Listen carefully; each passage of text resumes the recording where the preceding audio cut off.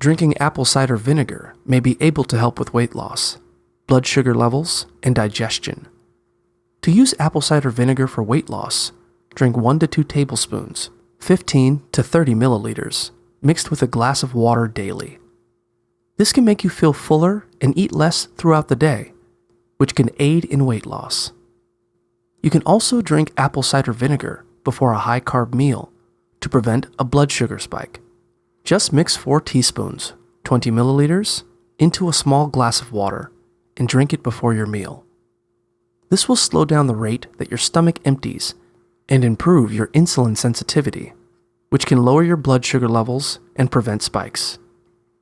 Some people also find that drinking 1 to 2 tablespoons, 15 to 30 milliliters of apple cider vinegar mixed into a glass of water before a meal helps with digestion, possibly by increasing the acidity of the stomach. Whatever you're drinking apple cider vinegar for, make sure you dilute it with water first so it doesn't harm your teeth and throat.